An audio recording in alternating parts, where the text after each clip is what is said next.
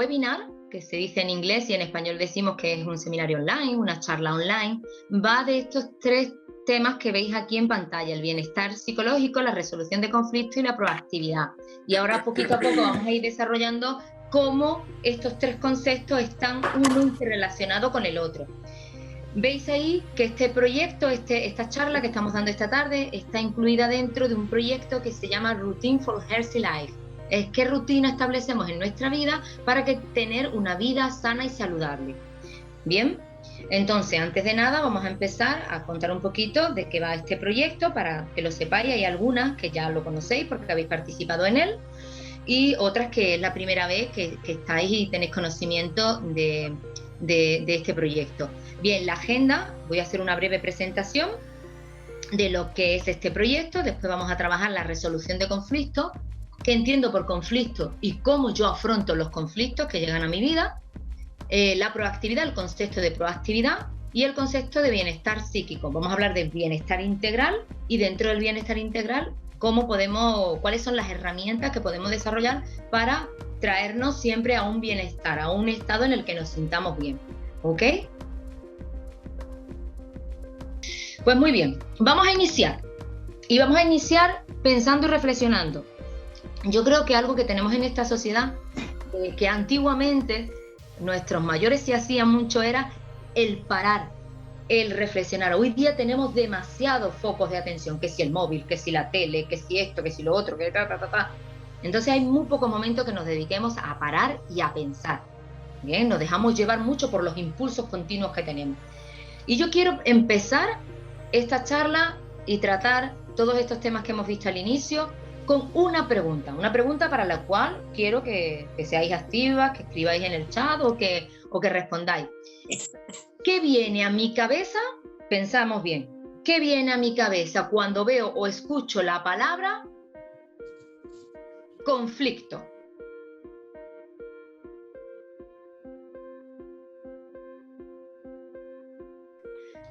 Todo esto que estamos comentando que nos viene cuando vemos la palabra conflicto nos hace sentir una emoción agradable o desagradable. Desagradable, claro. Desagradable. No nos sentimos bien. Y cuando sentimos una emoción desagradable, a mí no me gusta, ¿qué es lo que hacemos con los conflictos? Enfrentarlos, ¿no? Hay quienes los enfrentan y hay otras personas y hay que se asustan, que los evitan, que se asustan. Muy bien. Pues eso es lo que vamos a trabajar un poquito aquí. Los conflictos los vamos a tener. Porque imaginaros que aunque nos fuésemos a vivir a lo alto de un monte, podemos llegar a tener conflictos con nosotros mismos. Entonces, siempre a lo largo de nuestra vida, ya sea conflictos internos, conflictos con otras personas, conflictos con una situación, con una ideología, con un punto de vista, vamos a tener. Por tanto, si es algo que se va a dar sí o sí, qué importante es tener herramientas para afrontarlos. Y afrontarlos para que al final, como decía una de vosotras, la decisión que yo tome sea una decisión que a mí me deje tranquila, en un estado emocional agradable y además a las otras personas con las que tengo el conflicto, pues también. La mayoría de las personas, cuando nos dicen qué piensas sobre el conflicto, sentimos que el conflicto es un problema. Si nosotros tuviéramos la visión de que el conflicto es una oportunidad, entonces no tendríamos tanta aversión al conflicto, sino ¿qué me está trayendo este conflicto en mi vida? Este conflicto, ¿qué es lo que me está enseñando? ¿Qué me va a aportar el conflicto? Entonces, si cambiamos esa perspectiva, si cambiamos como ese mindset, esa forma de pensar ante los conflictos, nos va a cambiar mucho. Y decimos, sí, pero claro, mientras yo estoy en el conflicto, yo no estoy pensando con una oportunidad. Yo estoy pues nerviosa, con ansiedad, con frustración, con rabia, con ira. Es cierto, pero al mismo tiempo tengo que pensar que eso va a pasar. Esa emoción va a pasar porque las emociones las vamos a ver que ellas se van cambiando y van transmutando. Y nosotros tenemos mucho que ver cómo vamos cambiando las emociones. Pero si desde ya le digo a mi cerebro, conflicto no es un problema, el conflicto me trae algo. Y gracias a los conflictos soy quien soy.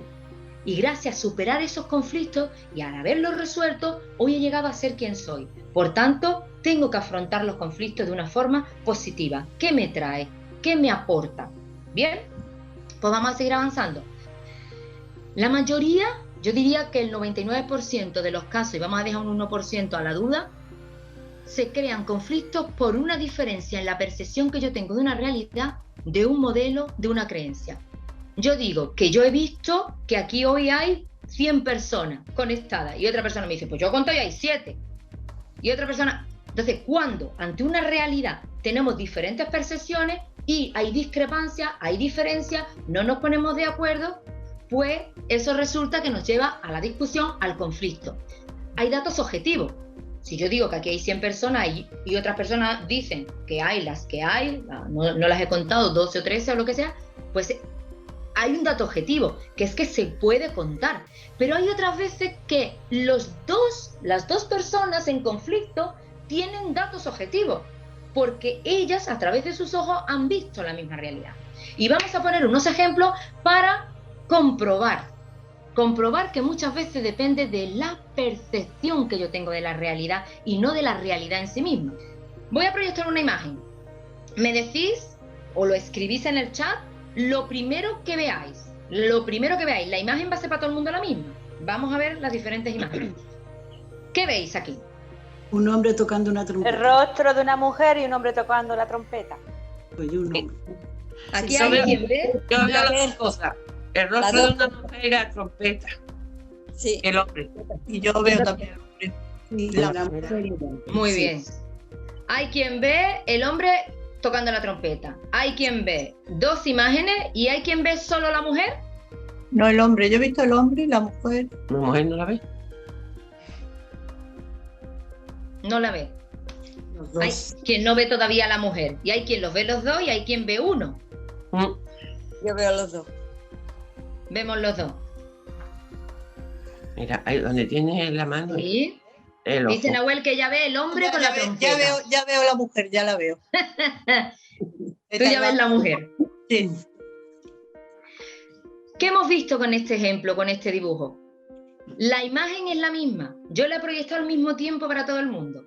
Y hay quienes han visto la mujer primero, otros han visto el hombre primero, otros han visto las dos imágenes al mismo tiempo.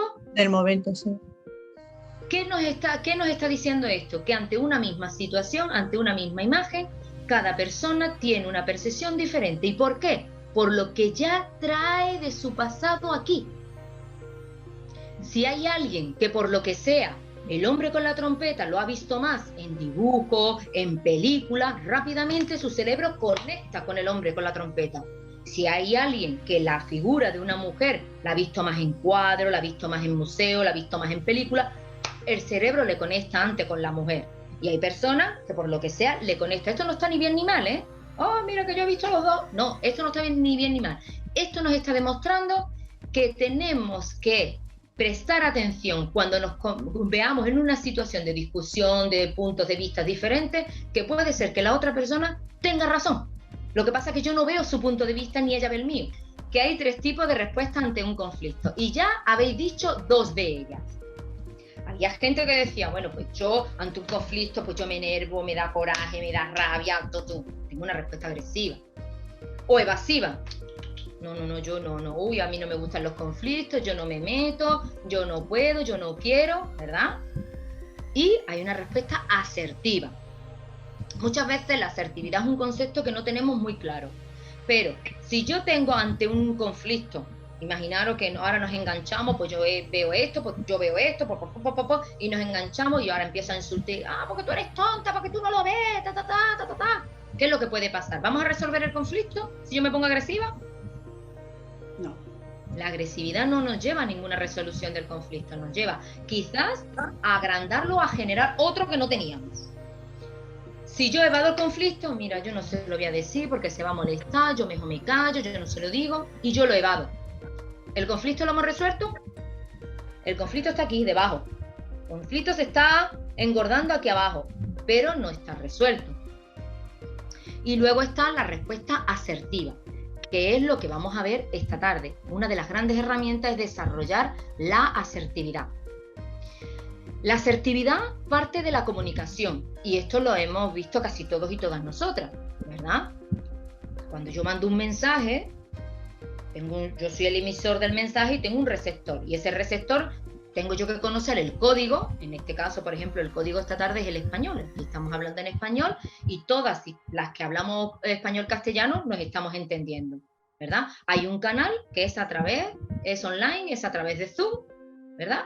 Luego hay unos referentes que estamos dando, unos temas, que estamos trabajando sobre una temática, y todo esto tiene que haber un feedback.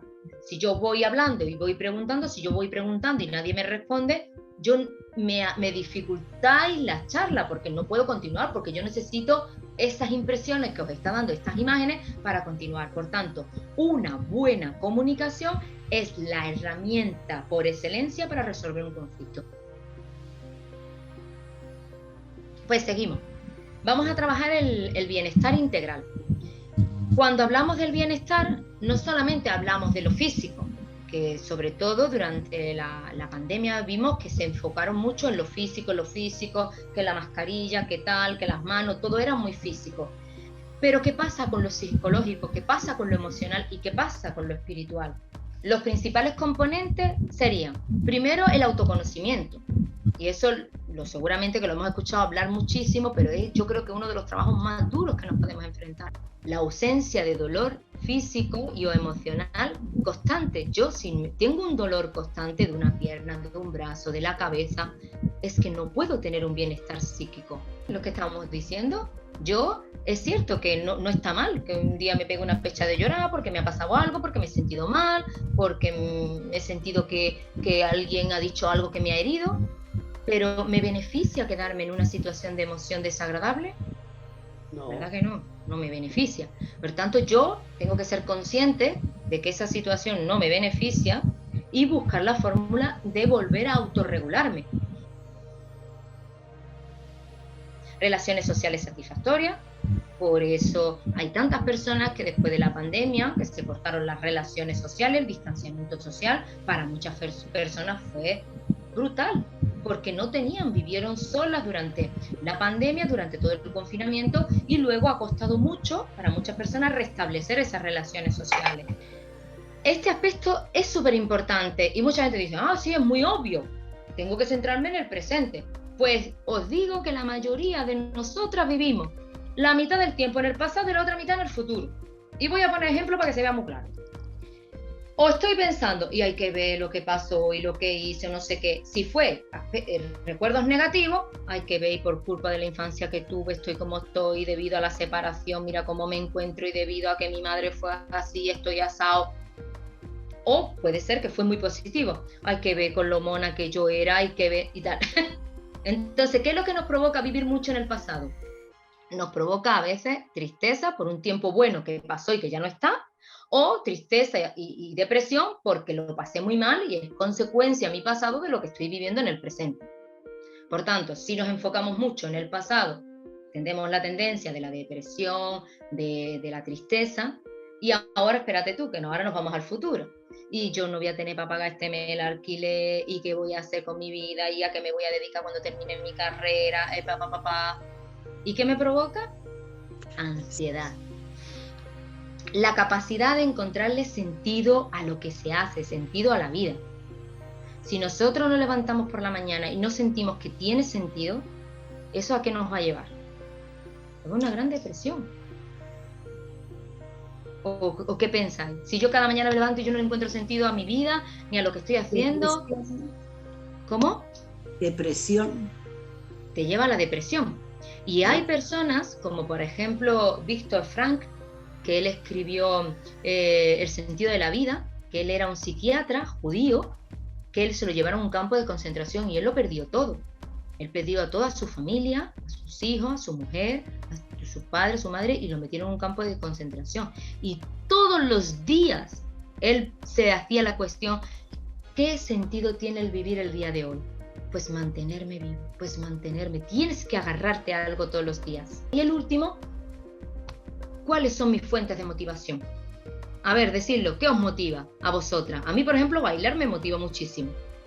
Yo cuando estoy así, digo yo me voy a poner música o me voy al gimnasio, que hay clase de zumba y me pongo a bailar. ¿Y a vosotras Yo qué os también. motiva? Yo también escuchar música. Escuchar música. Venga, A mí más también me cositas. gusta mucho la música. Libro, un buen libro, un paseo, muchas cosas. Eso. Salir a la calle. Yo desayunar con mis amigas por la mañana. ¿Ve? Ahí está.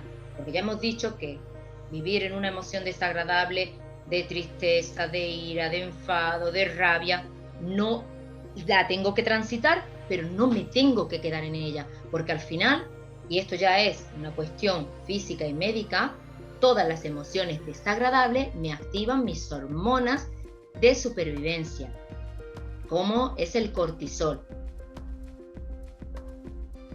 Pues ahora, la proactividad. Habíamos hablado que el conflicto es la toma de decisiones. Un conflicto y tengo que tomar una decisión. En este caso, la decisión es cuál es lo que nos conviene mejor a ambas partes. Y es el actuar. Por eso señalo la palabra actuar. Porque muchas veces dialogamos, pero no actuamos. Pensamos, no, es que yo debería hacer esto. Uy, es verdad, después de escuchar yo a Ana Belén, sí, yo me voy a dedicar todos los días 10 minutitos, pero luego no lo hago. Bien. Entonces, esto es muy importante, por eso tenemos que desarrollar la proactividad. Y todo, la asertividad, la proactividad, se desarrolla practicando, como caminar. ¿Cómo caminar? No se puede desarrollar de otra manera. Me dice, uy, de un día al otro me han puesto la inyección de la proactividad. No, eso no funciona. Yo tengo que aprender a ser proactiva, a hacerme responsable, a tomarme cargo, ¿ok? Porque ser proactivo es ser responsable. Y yo me voy a hacer cargo. Si yo estoy viendo que este estilo de vida que llevo no es saludable para mí, me está generando ansiedad, me está generando estrés, ¿qué puedo yo hacer? Pero yo, porque hay otra fórmula que es le echo las culpas al mundo. El mundo, es que este es mi marido que no me deja, es que es mi madre, es que los niños, es que no sé qué.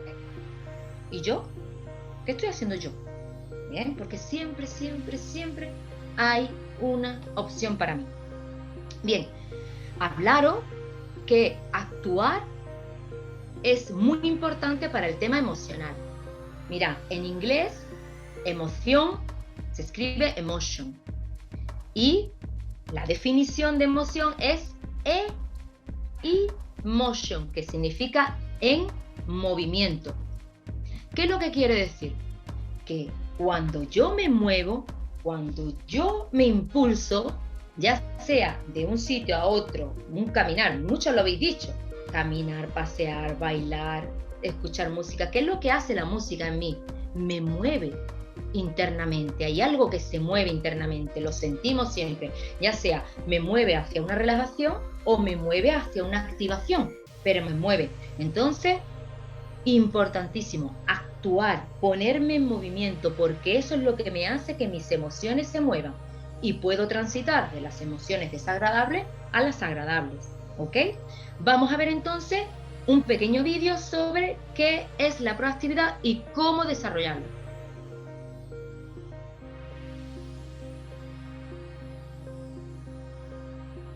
Pues para terminar, algunas herramientas para tener un buen bienestar psíquico y emocional, como hemos estado viendo, pueden ser pues, todo lo que hemos dicho, que nos gusta, ¿no? Todo lo que nos motiva, lo que nos hace sentir bien, y para buscar actividades que nos mantengan el presente, que le dé un sentido a nuestra vida, que nos ofrezca respuestas a decisiones importantes. ¿Qué podemos hacer en una actividad que confluya con todo esto? Pues mira, por la experiencia que yo tengo y que también tenemos en el grupo, porque en la asociación hay un grupo de meditación que ahora mismo está un poquito parado porque hemos tenido diferentes actividades, pero vamos a retomarlo a principio de año otra vez. Nos hemos dado cuenta que cuando nos paramos, nos relajamos, nos calmamos, y esto lo convertimos en un hábito de darnos todos los días unos minutos para respirar y tomar conciencia.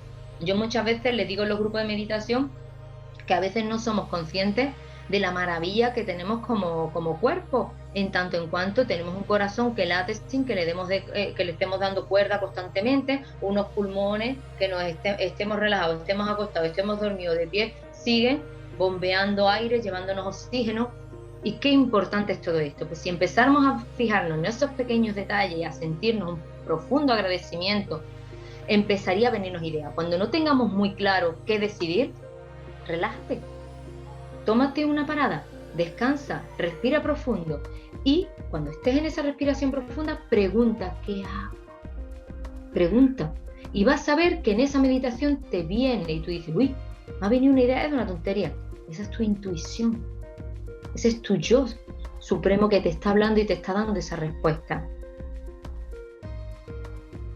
Vamos cerrando los ojos. Voy a hacer un pequeño escane a mi cuerpo por si hay algo que me hace sentir incómoda,